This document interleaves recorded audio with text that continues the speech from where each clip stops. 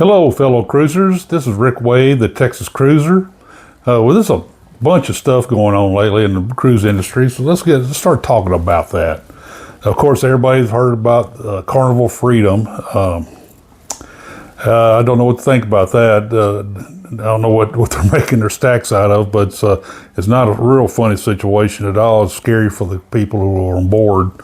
The ship did have another fire, and from some of the cruisers on board, they could have sworn they saw a lightning bolt. Some lightning hit that stack. That could happen, but even lightning strike should not cause that stack to light up like it did. So anyway, they've when they got a chance to take a closer look to see what happened, it took them 2 hours to put that fire out. They got some assistance from shore on them, with the Coast Guards and stuff. So anyway, it's like I said, it's a scary situation of passengers. After they fought the fire for 2 hours and let the situation settle down a little bit, they went and inspected the stack and found that they had a little bit of more of a problem they thought they were going to have. It's the stack needed to be stabilized. Undoubtedly, the supports and stuff internally in the stack got eaten up pretty bad with the fire. They're going to take her into a shipyard there in the Bahamas this time to have see if they get some kind of repairs going on it. They did cancel a couple of cruises. Hopefully it won't stay down too long, and get her back up and running, and at least have it where there's not going to have any more problems for right now anyway. I don't know if they're going to have to cut off part of the stack and then remanufacture some of it again, but we'll find out what they do. But that's kind of scary for the people on board. And hopefully the Carnival will find a way to rectify that ship and where it won't catch on fire again. Now on some little lighter news. Recently it was announced that they're going to have a Star Trek cruise on a Royal Caribbean ship.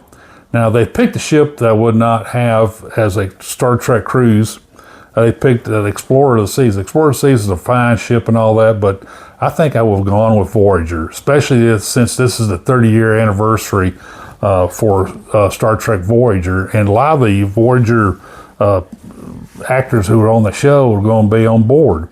You know, I see Kate McGrew on the list, Jonathan Frakes. Of course, he was on the Next Generation Star Trek. Yes, I am a Trekkie. I'll admit up front, I am a Trekkie. I've been a Star Trek fan back since the 60s whenever the original series ran.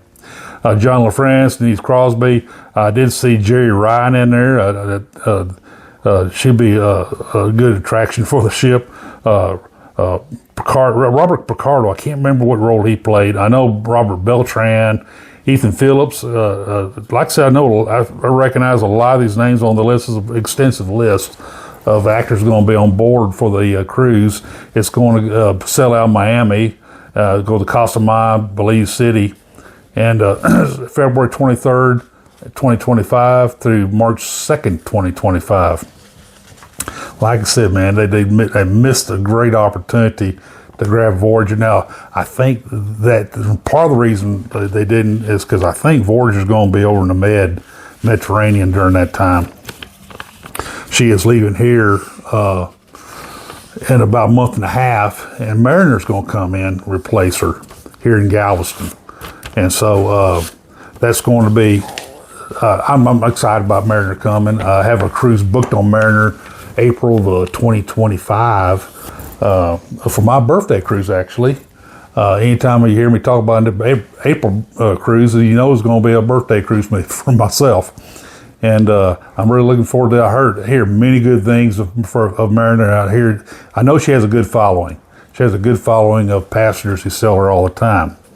The turmoil, we got, of course, everybody heard about what's going on over in Israel and the Gaza Strip and all, and that's affected quite a few cruises over there. I don't think many people want to sail through the Red Sea and all right now. But Labity's got issues down there. They have some turmoil down there trying to get a regime change. I don't know what I'll call regime, but they want to change out the premier, and they're just not happy with the guy who's running things and is just not doing a good job. But Labadee, though, is on the north coast where all this stuff's going down. Port-au-Prince is on the south side of Haiti. But Royal Caribbean side, the err on the side of safety and prudence, and decided to cancel Labadee for a little while until they settle down, even though the area that they're located in is very, very quiet, not involved in it. But that's err on the side of caution here. Independence has been going there. They're going to start going to Grand Turk in place of Labadee. I like Labadee has got a special place in my heart because it was one of the first places I went to on the first cruise I was ever on in 1988 on Song of America. I remember going there, and it really made an impression on me. I took my wife, my wife now, it was her first cruise, my second, to Labadee also. It was one of the stops on Majesty of the Seas. And so, her and I, we talk about many times going back to Labadee. We haven't had a chance to yet, but maybe one of these days soon that everything's settled down there and we get on a ship cruise, go there and probably over to the Eastern Caribbean. Symphony has been going there. They're going to switch out for Falmouth, Jamaica, which I'm okay with. I like Falmouth, Jamaica. Even if I don't go in the country, their port shops and restaurants and stuff are just fine by me. I've been to Dunder Falls many times. The last time I was there, I twisted my ankle, which was quite a few years ago. But I've seen the changes there, and Falmouth is going to be a good swap out, I think, for Symphony. I know Adventure, Mariner, Explorer, Granger, and Odyssey of the Seas. They're all having to change their itinerary up. They were going to go there also, but hopefully Haiti will get their act together, get things straightened out, and hopefully the stuff that happened to change whatever the change they need with no loss of life. But we'll see. Hopefully things will work out for them. That's a poor country, but hopefully they can get things worked out. On a little lighter note, Carnival Breeze. I'm a big Texas football. Everybody knows I'm a big Texas football fan, and they had a phenomenal year. For the year before, it was just a disaster, but this past year they made some good moves. I'm real excited about D'Amico Ryans and the leadership of the Texans making the right moves on the drafts and all. I was excited that they got C.J. Stroud. I watched C.J. Stroud from long back, and I kept thinking, man, the Texans need to grab that kid when he comes out of college. And I was so ecstatic that they did draft him. Then they did something crazy, and they wound up getting Will Anderson with the next pick in the first round. And that was magic right there. I thought very highly of Will Anderson Jr. Both these gentlemen are very God-fearing guys. They're very close to their families, and I believe both of them would be great for our community in the Houston region here. Will Anderson, he got involved with the kids, the local kids, with the big brothers and big sisters of the Gulf Coast. They had a little event on the Breeze, Carnival Breeze, one day when she was in port, and while she docked at Port of Galveston, they had an event there. He came down there and got to getting with talking to kids and tell them how they need to go with life and how to exceed and excel. And now, like I said, Will Anderson, he's going to be something to watch. Rookie Defensive of the Year, yes, he deserved it. He played very well, and I'm excited to see that he got that Rookie Defensive Player of the Year. They had a little question and answer session, and they got the answer questions for them. I believe those kids were on cloud nine with him being there. But him and the president of Carnival Cruise Lines, Christine Duffy.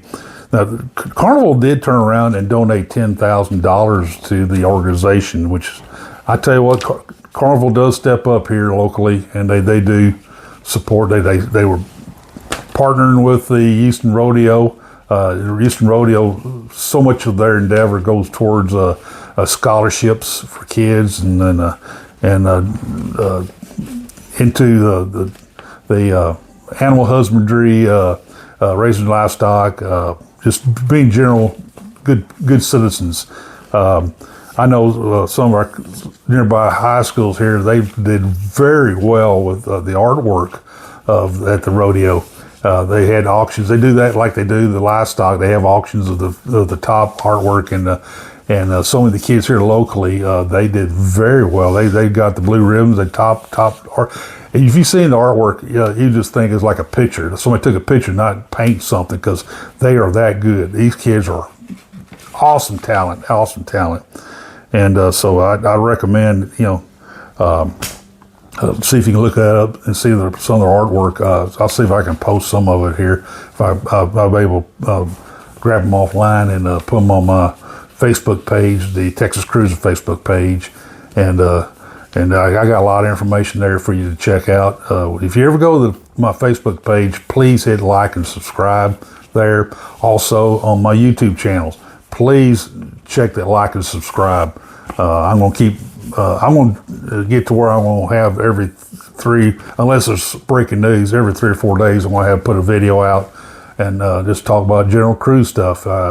My column's doing very well, and I had a real nice column come out this last Saturday. Royal Caribbean versus Carnival is kind of a fun look at the competition between the two. I guess it kind of spurred my idea on it was old Tony over there at La Lita Loca. If you ever be sure to go over there and hit like and subscribe on his channel. He's a good man and a good cruiser, and he has a lot of good tips and tidbits of information too. But he mentioned that one time whenever Carnival said something about they're going to build another XL class ship. Well, the next day he said, Royal Caribbean said, well, hold my beer. We're going to roll out another Oasis class ship. So he had me busted up laughing. But it's the cruise industry is rocking and rolling. Royal Caribbean has announced that they're going to build a resort, a beach resort there, fairly close to where the International Pier is, where Royal Caribbean. They said it's going to be a walkable. You can walk to it. Now, me, I probably still want to ride a little taxi over to it. I don't want to get all wore out and won't be able to drink my beer when I get there. But but it's going to be good. The other day they had 7 ships in Cozumel, and I hear the taxis were all used up. People were a lot of the resorts were all busy, and so it made it hard on people to really have a great time. Go to their favorite resorts. Paradise Beach or Senior Frogs, all those places are packed. So it's needed, and of course Royal Caribbean is going to step up, and they've been stepping up. This is going to be another private beach area strictly for Royal Caribbean cruisers. And I'm going to look forward to it. They're going to have little restaurants in there, good bars. I hear they're going to have a swim-up bar in it off the pool. It's going to be, when I get a little more information and be able to post some pictures of it, I'll post them and let you guys take a look at it, see what it's going to be. So that's something to think about when you go to Cozumel in the future. I think it said it's going to be online in 2026, I think it is, if not 2025. But I'll let you know when I get a little more information on it. So anyway, folks, one other thing I almost forgot. Carnival's working on their loyalty program. They really need to do that because Royal Caribbean has a fantastic loyalty program that I take advantage of. I do get my 5 free drinks a day on a cruise while I'm on it due to my loyalty status, Royal Caribbean. I think Carnival could step up and really revamp their loyalty program to where they could give the same kind of perks to their people. They need to. And they do have a good following, and they have loyal fans of their ships too. I've been on several of their ships, and I've enjoyed my cruises on them. One of them I was able to hang out with for a little longer than our 7-day. Went on a 13-day instead because of the Port Galveston was closed due to a Hurricane Harvey. So. That was they took very good care of us. I had my hats were off to Carnival over that. So anyway, folks, the video getting a little lengthy, and I didn't want to go too far with it. So you guys, if you have any questions, if you have some ideas about my column, about my YouTube page or my Facebook page, or questions and all, just contact me through either of those or respond back on this Facebook page. Just give me the YouTube video comments below, and I'll respond. I respond to everything, and I love to have conversations with you. And everybody knows me on Facebook. You know, my Facebook pages. They know I like to talk cruise. So, and if you read my columns, you see the same thing. Anyway, you have a great time, and hopefully I'll meet you on a future cruise. Bye bye.